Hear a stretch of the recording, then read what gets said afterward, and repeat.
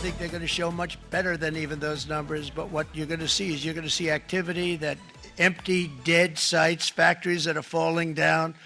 Those factories will be knocked down, and they're going to have brand new factories built in their place. They're not only talking about renovating, they're talking about brand new, the best anywhere in the world, the biggest anywhere in the world. I have a friend who builds car plants, and I said, I want to see the biggest and the best. He said, well, we have to go to Mexico. I said, no, I want to see it in the United States. He said, we're not building them in there. This is a year and a half ago during the campaign. He said, we're not building it. You'd have to go to Mexico. When I was starting to decide to run, and I went to number one in the polls very rapidly, I want to say, like let's say in the first hour, and then shortly thereafter, it looked like I was going to win, and the fake news was saying, "Oh no, don't do this." What they don't know is if I didn't win, they would have really been in trouble, because nobody wants to read them anyway. But I tell you what, when it looked like I was going to win, I announced that I was going to be doing exactly what we're talking about today. Great consistency, actually, because I've been talking about it for 40 years, but because I saw what was happening 40 years ago. If you look at my old speeches when I was young, very handsome, my old speeches, and that people would say, I'd be on a television show, I'd be talking about how we were being ripped off by these countries. I mean, nothing changes very much. The only thing that changed were the countries, but nothing really changes. But it's why it's such an honor. It's such an honor to be finally able to do this. If you look at China, I took in hundreds of billions of dollars in my term, hundreds of billions. They never paid 10 cents to any other president, and yet they paid hundreds of billions, so much so that Biden couldn't do anything. They wanted to try and terminate it because he had a very special relationship with China. You know what the relationship was? He had a special relationship. But the numbers were so big,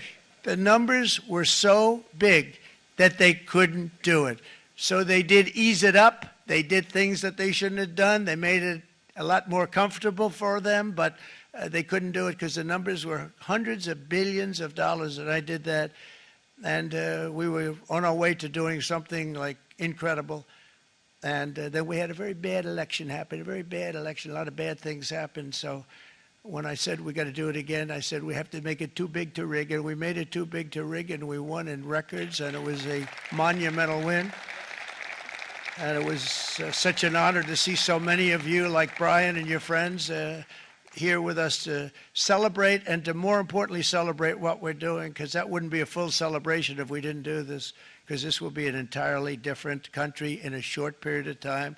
It'll be something the whole world will be talking about it. The critics made the very tired predictions earlier this year, but in February, core inflation dropped to the lowest rate in 4 years, and the price of eggs, as you know, just in a month and a half, we were there for 4 weeks, and the first week I got blamed for eggs. I said, I just got here. They said eggs have gone up at like 250%, and you can't get eggs. And they were going crazy. And I said, I just got here. And then we got to work on eggs, and we got to work on everything. And our great Secretary of Agriculture, you did a fantastic job. Brooke Rollins, she did a fantastic job. And as I said before, the price of eggs dropped now 59%, and they're going down more, and the availability is fantastic. They were saying that for Easter, please don't use eggs. Could you use plastic eggs? I said, we don't want to do that. We want to, and you really came through. It's an amazing job. Thank you very much, Brooke. You did great.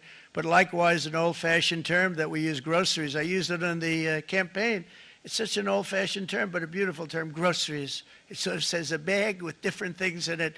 Groceries went through the roof, and I campaigned on that. I talked about the word groceries for a lot, and energy costs now are down. Groceries are down. Gasoline is way under $3, and people are beginning to be able to buy things and live again. We brought prices way down. We created 10,000 already in a few weeks, new manufacturing jobs. And it was that took place in 1 month, numbers that they haven't seen in a long time. We had virtually no inflation under my term. We had virtually no inflation for 4 years, but after transitioning over to Sleepy Joe, it went from almost non-existent to the highest in the history of our country. They had the highest inflation in the history of our country.